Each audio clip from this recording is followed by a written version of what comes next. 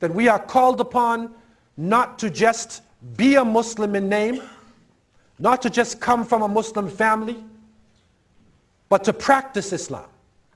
Not to just say we are from the family of ulama, there's a madrasa in my area, the imam he knows a lot. So if I have a problem, I'll go to the imam. Now we have to study Islam. Even if it's in a humble way, all of us have to make actions toward our deen to come out of the state of delusion. And the key issue now, how do we do this? We call to the path. What is the da'wah today? It is not necessarily giving speeches. It is not necessarily debating the people of the book, arguing against them. It is now bringing viable solutions to real problems in society. This is what Islam has done historically. Whenever it has come into an area, it has upgraded the life of the people. It has helped the people to overcome racism, tribalism, alcoholism, drugs, crime, all of the problems in their societies. And we today have inherited this global society living in sprawling urban areas with people who have now chemical problems, serious chemical problems. Serious mental problems are amongst us.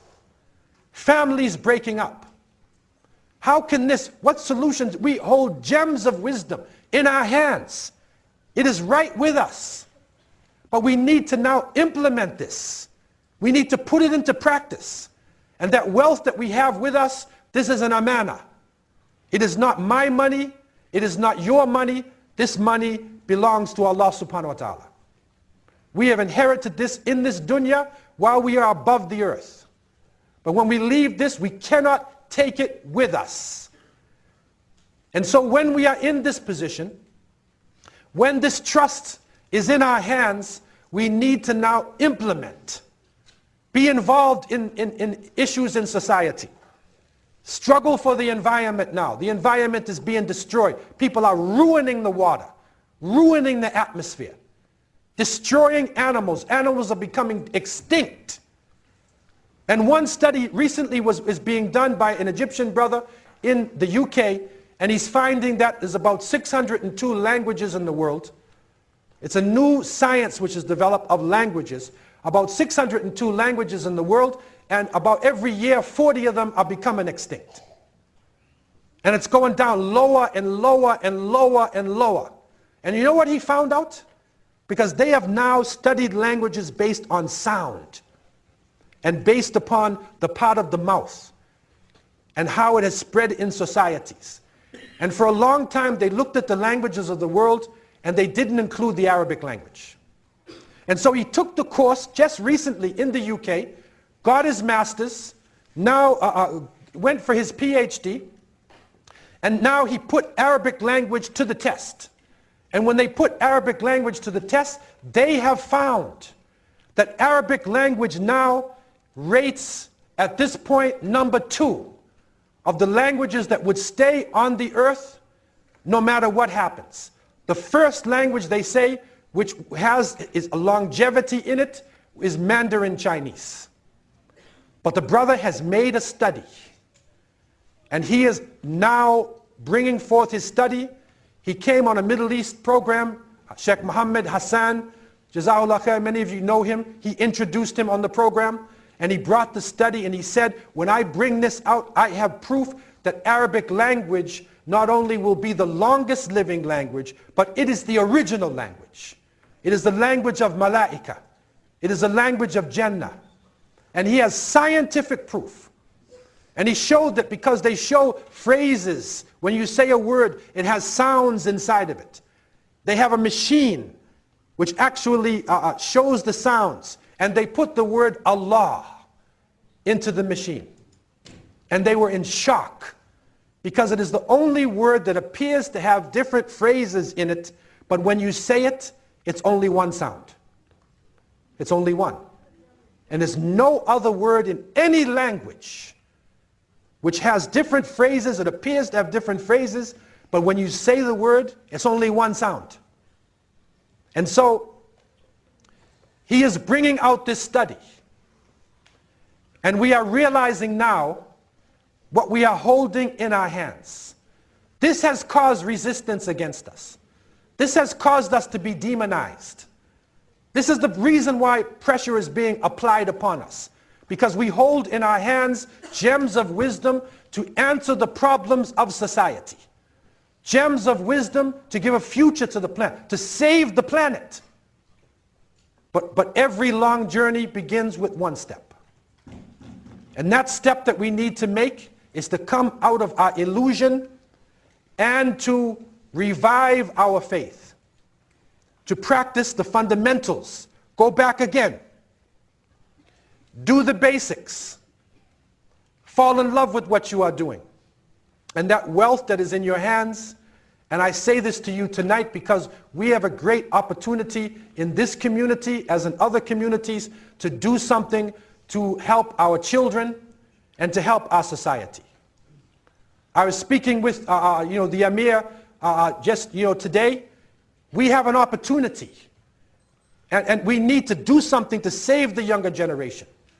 We also need to do something for those people who are coming in to be married, to find a halal way for them to come together to be married, to be able to counsel our community, to provide alternatives. And all of you brothers, we're going to get you a wife, inshallah. To find a halal alternative. But that means we have to be courageous. And we have to think out of the box. Stay with Quran and Sunnah. But you don't have to be in a mold. Our cultures are not necessarily this mold. We have to wear certain clothes. We have to say certain things. The Sunnah of the Prophet ﷺ can be adapted, can go to any society, keep the principles. But deal with the society. We are now in a society where the younger generation is under attack. And we are one of the groups that the majority of our people are actually young people. A study was done to find the majority of Muslims are actually 25 years and under. If you took all of the Muslims and put them out on one field, you're going to find most of them are young people. It's the majority. But what is in our masjids today? Most of our masjids, with all respect, it has activities for men over 35 years old. Other people, other aspects of society, there's nothing in the masjid. In the time of the Prophet ﷺ, the masjid was an all-purpose Islamic center. That's how you can describe it. It was not a beautiful building with a qubba, and a dome, a mausoleum that you visit like a museum. It was an action-oriented place where people would learn about their faith, where they would be taught principles of Islam. Dawah was being given even inside of the masjid. The people of Najran, the people of Yemen came to the masjid, entered the masjid. They embraced Islam. Some of them did not embrace. They were still treated with dignity. When political decisions had to be made, the Prophet ﷺ calls a town hall meeting. Where did he do the town hall meeting? Did he go outside the masjid? In the masjid. So an all-purpose Islamic center. This is what we have been talking for years and going into the community saying, this is what we have to give to right now. Do something for your younger generation. Save your young people. Help them to get married. Help the young children to come out of this fantasy world and be confused about creatures and animals and confused about their own identity. Do something right now. This is an opportunity that you are blessed to have here in this town. And there are other people now who are standing up and realizing that we have to think outside the box and we have to take this deen in a way which is practical and relevant and stand up in society whether they hate you or not. Whether the society is talking, we have solutions. And we can bring something else to the discourse in this society. We can show them the Islamic position dealing with racism, the Islamic position dealing with drug abuse, the Islamic position dealing with homelessness, dealing with depression that people have in society.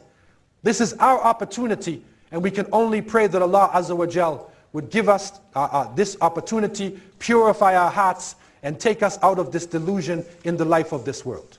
May Allah subhanahu wa ta'ala help us to come out of this illusion created by the evil one. May Allah protect us from all of the forces of evil that are surrounding our children. May Allah protect always and give honor to the children of the Ummah of Muhammad sallallahu alaihi wasallam. May Allah protect the women of the Ummah of Muhammad sallallahu alaihi wasallam. May Allah protect the men of the Ummah of Muhammad sallallahu alaihi wasallam. May Allah raise up leadership in this generation that will stand up for Islam regardless of the cost. And may Allah keep on our lips the words of the Quran that we would never forget. وَمَنْ أَحْسَنُ قَوْلًا مِمَّنْ دَعَى إِلَى اللَّهِ وَعَمِلَ صَالِحًا وَقَالَ إِنَّنِي مِنَ الْمُسْلِمِينَ. And who is better in speech than one who calls to Allah and does righteous deeds and says, surely I am from the Muslims. May Allah help us to live and die in a state of Islam. May Allah give us the kalima to Tawheed at the end of our life. May Allah put this on the lips of all who are here tonight. May all who hear this, may Allah make our last words to be our best words. May Allah give us as our last words, kalima la ilaha illallah, Muhammadur Rasulullah, sallallahu alayhi wa sallam. Aqulu qawli hadha wa astaghfirullah li wa lakum. I said what I have said. I ask Allah to have mercy on me and you. Wassalamu alaikum wa rahmatullah.